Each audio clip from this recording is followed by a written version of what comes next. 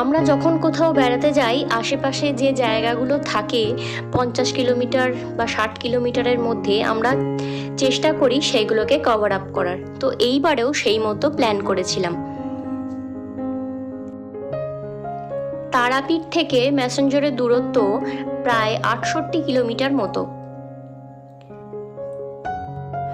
যদিও এর আগে এখানে আসা হয়েছে, কিন্তু সময়ের অভাবে এর আশেপাশের কোনো জায়গায় ঘোরাঘুরি হয়ে ওঠেনি এবং বোটিং বা জলের কোনো দৃশ্যই আমরা উপভোগ করতে পারিনি। তাই এবারে যখন তারাপীঠ এলাম, আমরা সকলে মিলেই ঠিক করে ফেলেছিলাম যে ম্যাসেঞ্জর ট্যুরটা কমপ্লিট করেই তারপরে যাব।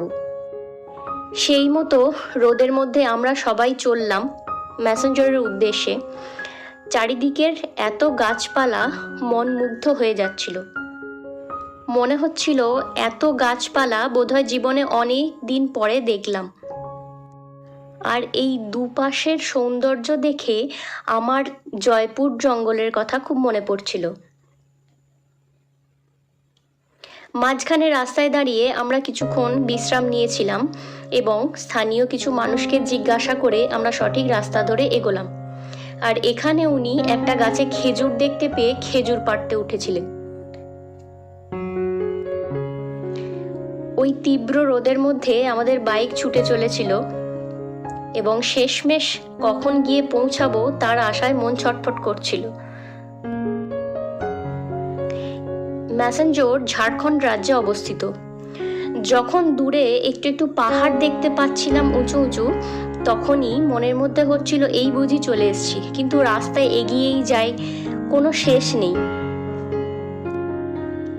কিন্তু এই পাহাড়গুলো দেখতে ভারী সুন্দর লাগছিল এবং নুড়ি দিয়ে ঘেরা ছোট ছোট নদীর মতো জল দ্বারা বেষ্টিত জায়গা কিছু কিছু ছিল, যেগুলো আরো দেখতে সুন্দর লাগছিল। তোমরা দেখতেই পাচ্ছ দূরে পাহাড় সারি দিয়ে আছে। কোথাও যাওয়ার প্ল্যান হলে মনটা আনন্দে নেচে ওঠে। তার সঙ্গে এটাও মাথায় রাখতে হয় শারীরিক ধকলও কম যায় না। তো শেষমেশ যখন একটা বোর্ড দেখতে পেলাম, তখন মনে আশ্বস্ত হলাম যে এইবার বোধহয় পৌঁছে গেছি। আর হ্যাঁ, সত্যি সত্যিই আমরা সেখানে পৌঁছে গেলাম। পৌঁছে গিয়ে এখানে যারা বোটিংয়ের ব্যবস্থা আছে তাদের সাথে কথা বললাম। আমাদের সিদ্ধান্ত হলো স্পিড বোর্ডে করে ঘোরার কথা। তো পার হেড সেখানে ভাড়া বলছিল 350 টাকা করে। তো একটু দমাদামি করলে সেখানে ওরা আরো কিছুটা ডিসকাউন্ট করে দেয়। সেই মতো আমরা সব ঠিকঠাক করে চেপে পড়লাম স্পিড বোটে।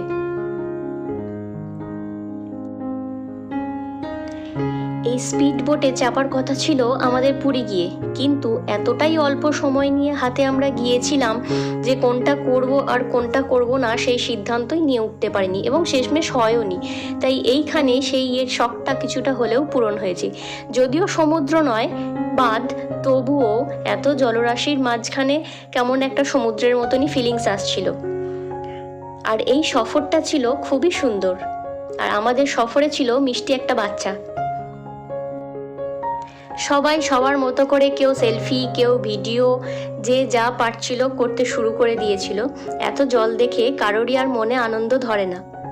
তার সঙ্গে এই স্পিড বোটের স্পিড। আমাদের এই স্পিড বোটের যাত্রা যেখান থেকে শুরু হয়েছিল, কিছুটা দূরে একটা দ্বীপের মতো এলাকা ছিল। তো ওনাদের কথা মতো ওনারা সেই দ্বীপের সামনে থেকে ঘোরাবেন। সেই মতো দ্বীপের সামনে থেকে ঘুরিয়ে বাঁধের সামনে দিয়ে আবার আমাদের যেখান থেকে শুরু করেছিলাম সেখানে শেষ করলো যাত্রা। স্পিড বোটে ওই কাকুর কাছে আমাদের আবদার ছিল আমরা একবার ওই দ্বীপেতে নামবো, কিন্তু তার কথা মতো সেখানে সামনাসামনি গেলে বড় বড় পাথর আছে, যাতে ওনার বোটের ক্ষতি হতে পারে। তো সেই মতো আমরাও সিদ্ধান্ত নিলাম যে না থাক, দরকার নেই। তাই জলের মজা উপভোগ করতে লাগলাম।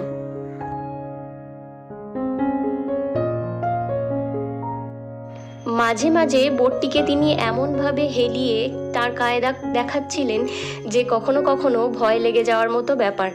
যে বাচ্চাটি ছিল সে মাঝে মধ্যে ভয়ও পেয়ে যাচ্ছিল, কিন্তু তার মাঝেই আমরা খুব আনন্দ করলাম।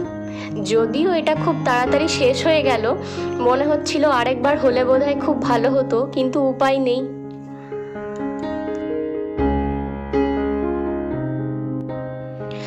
তার মুখেই শুনলাম এই জল অনেক গভীর। আমার সঙ্গে যারা দুজন ছিল, এত রোদের মধ্যে তাদের আবদার ছিল আমরা কি এই জলে নেমে স্নান করতে পারি, কিন্তু ওখানকার স্থানীয় যারা ছিল বা দায়িত্বে যারা ছিল তারা কেউই রাজি হয়নি। কারণ যেহেতু জায়গাটির সাথে আমরা একদমই অপরিচিত, তাই দুর্ঘটনা ঘটতে পারে সেই ভেবে তারা রাজি হয়নি। এই এত জলের মাঝখানে থেকে কারো কি জল থেকে উঠতে ইচ্ছা করে, সেটা বাচ্চা হোক বা বুড়ো। আর এখানে দুটো বাচ্চা ছেলেকে পেয়ে ওরা দুজন খেলা করতে শুরু করেছিল। বাচ্চাগুলো ওদের রিকোয়েস্টে গিয়ে বিভিন্ন রকম কায়দায় জলে পড়ছিল, আর এদেরকে দেখতে ঠিক চিংড়ি মাছের মতো লাগছিল দূর থেকে।